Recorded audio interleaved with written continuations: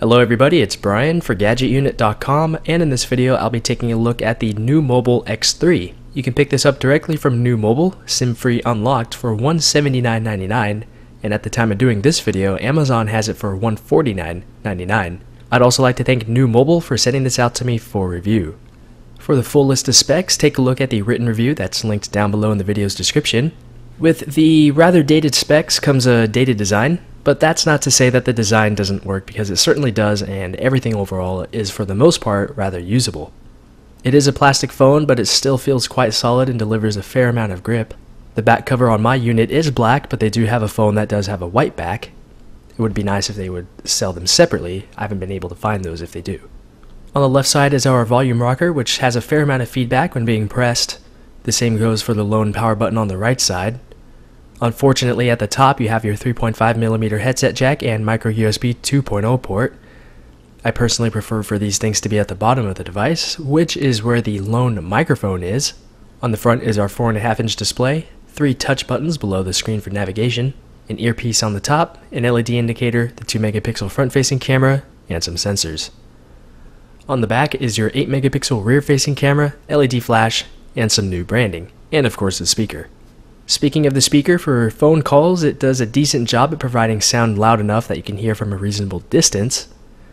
But for music listening, it's not quite as loud as you would like, but it is fairly clear. I definitely recommend using headphones or external speakers. Speaking of headphones, the X3 does come with some earbuds that do have a flat cable, as is the micro USB 2.0 cable that it comes with. Audio quality is rather poor. They do work fine for those who just want something that works. There's also an integrated microphone with a control button. Calls through the microphone are fine. The button itself, to answer a call, you press it once. While on a call, you click it again and it will mute the microphone. Clicking it again will unmute it. If you hold the button for a second or two and then let go, you will end the call, though this isn't very consistent. Maybe I'm still not doing it right, in which case it's not very obvious as to how you would end a call using the button. For controlling music, you press the button once to play a song, but to stop it, you have to do the same thing as if you're ending a call, to where you have to hold the button down for a second or two and then let go, and again, this is not as consistent as it could be. For the display, even though the resolution isn't that high, it's still quite a respectable screen. The text was generally clear and readable without any issues. Viewing videos wasn't a bad experience at all either. It's an IPS panel, so the color saturation is at a reasonable level, while still doing a good job at providing proper viewing angles. And you can also use it outdoors in direct sunlight with ease. When it comes to actually touching the display, I had no issues with responsiveness or anything like that. Even though the X3 runs an older version of Android, it doesn't necessarily feel too dated. It does run stock Android 4.4.4 KitKat, and because this doesn't come straight from any carrier, there isn't any bloatware that comes installed. Nor are there really any features that are unique to this device or anything that's really outside of stock Android. If you like stock Android, you'll feel right at home. According to NUU Mobile, a Lollipop update is expected sometime this summer. I did have a couple of issues with the screen that I believe are more related to software rather than the screen itself. So one issue is that as soon as I started a phone call, the screen turned off. I could still hear that the call was going on in the background, and even after the call ended, the screen still wouldn't turn back on. After letting it sit there for about 10 minutes and coming back to it, everything appeared to operate as normal. I had a second issue where the screen just turned off out of nowhere, but then it would start to work after a few minutes. So I'm not sure what's happening here, but it's certainly something that has happened a couple of times. Because we have somewhat decent specs paired with a stock version of Android, everything performs extremely well. I don't have any complaints when it comes to apps launching slowly, or multitasking slowing down, or web pages loading slowly. Everything just performed as you would expect a higher end device to perform, even though its specs aren't the greatest or the most cutting edge. However, games that are heavy on the visuals didn't perform as well as those newer devices, though they're still certainly playable. A few additional things to point out is that NUU mentions multitasking several times throughout the X3's product page. Considering the only way to access the multitasking interface is to tap and hold on the middle touch button, rather than using a dedicated multitasking key, so it's not as quick to get to that screen, I don't think that they should have pushed the multitasking term as much as they did.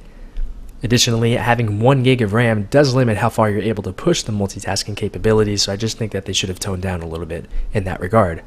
What has certainly toned itself down was the battery life, and in fact this is the weakest point of the X3. It's just incredibly inconsistent, weak, and unpredictable. In fact, of the many smartphones I've reviewed over the years, I'd have to say that the X3's battery performance may actually be the worst I've actually ever experienced. When using it for daily tasks, I was lucky to get through most of the day before it ran out of juice.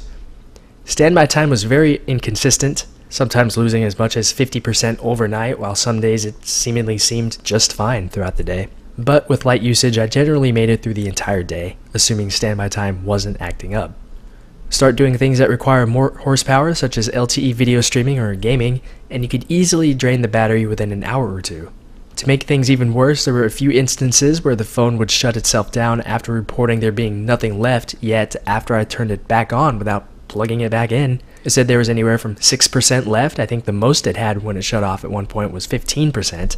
And there were also instances where it just decided to shut off out of nowhere, even if I wasn't doing anything with it. It wasn't hot or anything, it just turned itself off. There was an issue with another X3 unit that I had where it wouldn't turn on initially out of the box, even after plugging it in. It eventually did turn on, but even then it would still turn off when it had 20 to 30% left. It's just really not a safe device to use if you're looking for something that can last throughout the day or throughout multiple days with limited usage. Call quality from the front earpiece seemed fine, and people reported that they heard me just fine too. As there is only one microphone, speakerphone calls are almost impossible unless you place the bottom of the phone, which is where the microphone is located, right in front of your mouth. Even from less than a foot away from the bottom microphone, there's hardly any sound being passed into it. The X3 also doesn't support HD voice calls, nor does it support voice over LTE or Wi-Fi calling, but those are generally carrier-specific updates. Data performance was just fine for me. I got what I would expect T-Mobile US to provide in my area, although there were certainly a number of times where about halfway through a speed test, the app would say network communication error. I would blame this on the cellular network, but I also experienced similar issues when using Wi-Fi. This is also the first phone that I've ever used that has dual SIM trays. Micro SIM tray number 2 is used for just 2G data, and of course phone calls and texts, while the main micro SIM tray is used for 4G, LTE, 3G, and 2G data. So the second SIM tray is really only good for light data usage over Edge or GPRS, calls and texts, while the first slot is better used for pretty much everything else that you might want to use it for. All of this is very useful for those who don't want to carry around multiple phones. One final thing to mention about this is that most of the time, the X3 held on to weak LTE signals just fine, though it did fall back to 3G and 4G HSPA Plus from time to time. Interestingly, there were times where I'd put the X3 into my pocket, pull it out after a minute or two, and the phone would have a weak 3G signal on SIM slot number 1, while SIM slot number 2 for 2G would have no service. But after taking it out of my pocket and letting it sit there for a few moments, everything went back to normal. So it does seem as though the cellular antennas just aren't quite as strong as other devices. So finally, we're down to camera performance, and while not as disappointing as battery performance, camera quality from the rear-facing camera was still generally poor to decent, perhaps worse than what you'd find on other devices with similar prices. It did take photos fairly quickly, but the overall quality is more along the lines of good enough. And the camera app itself is to where you would have to go into multiple menus until you can actually get to a menu where you can customize the photo or video options. It's just not very efficient when wanting to change these options. Video quality was even more disappointing. Despite the sensor being 8 megapixels, you can only record 720p videos at 30 frames per second. Even at that resolution, nothing really appears to be crisp or fully in focus. You can't tap to focus, so the camera will try to attempt to focus whenever it decides it's best, which isn't very often. Audio quality was also pretty poor. To conclude, I ultimately think that it's really hard to recommend a device with so many small and sometimes large issues. From the screen turning off to having unreliable battery life, it's just a very unpredictable and impractical device to use. There were instances where actually using it was pretty great with, basic software usage and whatnot, but the issues mentioned before eventually started working their way in, and it just made everything go downhill. The sub $200 smartphone market is getting more crowded every week, and for the price of the X3 there are more reliable and worthwhile options available. If you increase your budget to say sub $300, and you have even more options that dramatically increase the quality of your overall experience. So my recommendation, look into an alternative device if you're set on something under $200, or you may want to save up a little bit more and start looking into sub $300 devices.